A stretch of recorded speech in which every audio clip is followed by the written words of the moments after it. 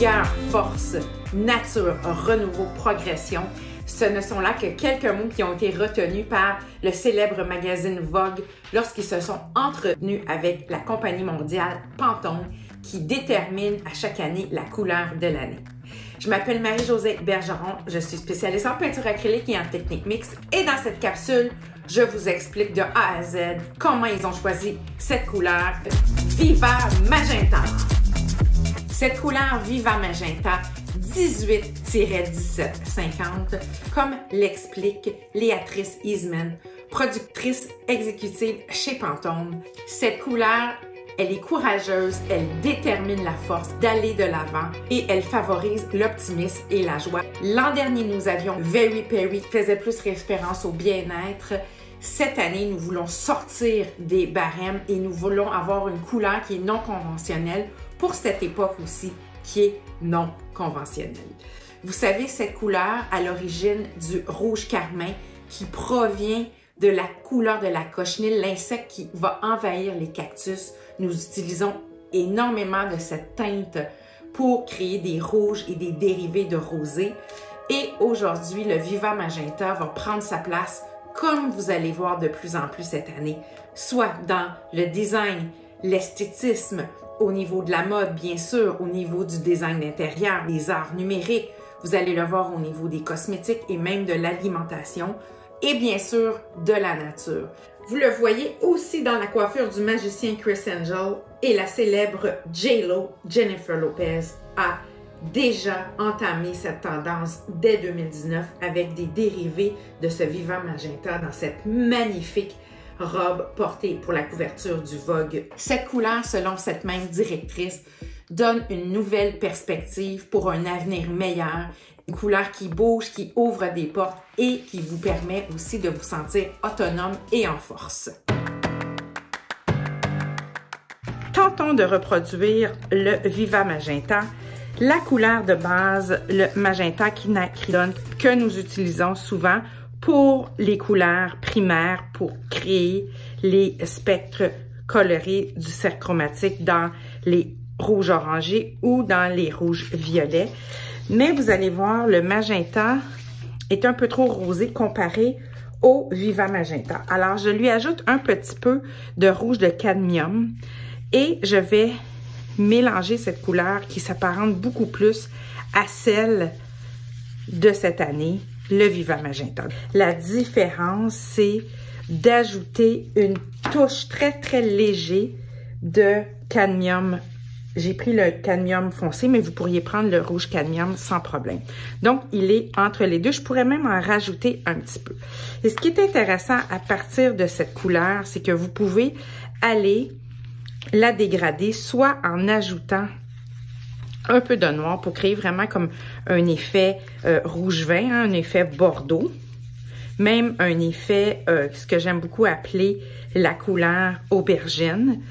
Et même créer des dérivés de cette couleur en ajoutant le blanc à cette couleur et même des effets d'écru qui va donner une couleur un peu plus pastel à votre Viva Magenta. Donc, si je lui crée des teintes, hein, c'est-à-dire que je vais ajouter du blanc ou du noir, si je lui ajoute le noir à cette couleur, j'ai mon prune.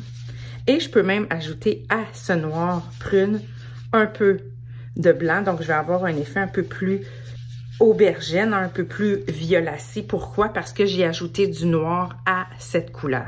Si je lui ajoute le blanc comme j'ai fait tout à l'heure, j'ai un effet un peu plus rosé.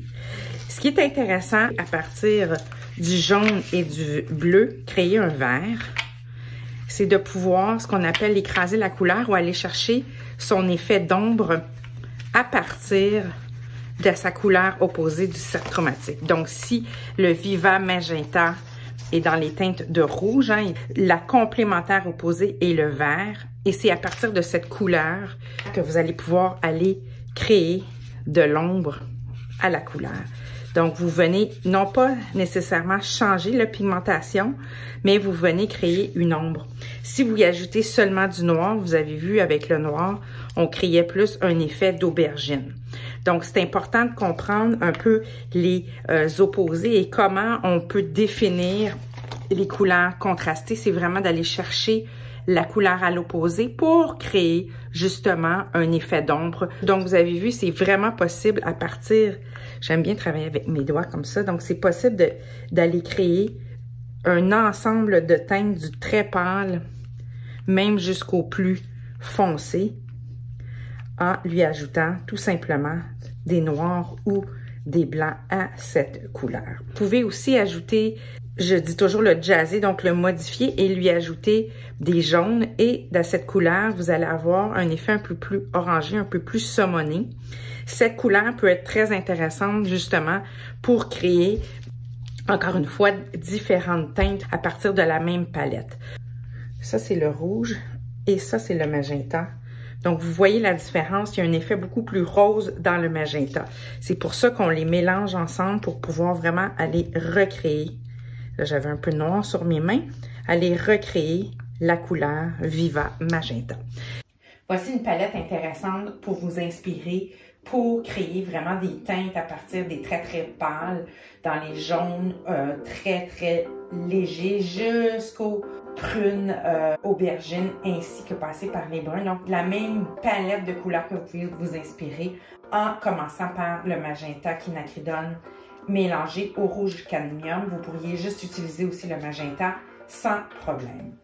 Et comme je vous ai montré un peu plus tôt du cercle chromatique, l'opposé de cette couleur Viva Magenta, on va aller chercher des verts un peu mentholés pour créer vraiment un complémentaire opposé, pour créer aussi de l'ombre tel que proposé un peu plus tôt.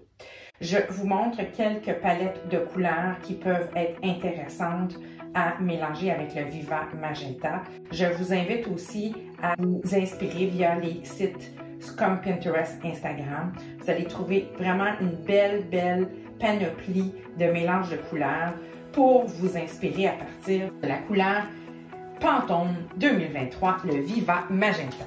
Voici aussi quelques œuvres dont les couleurs se retrouvent dans cette palette. Remarquez des couleurs magenta, des dérivés de rose rouge. Essayez de travailler avec cette couleur, vous allez voir, ça va donner vraiment une touche de gaieté à votre toile. Si vous avez aimé cette capsule, abonnez-vous à ma chaîne YouTube, c'est tout à fait gratuit. Plus j'aurai d'abonnés, plus je pourrai poursuivre à donner du contenu de qualité. Et aussi, visitez mon site internet, j'ai plein de cours en ligne préenregistrés qui sont accessibles à vie pour vous et très faciles à suivre.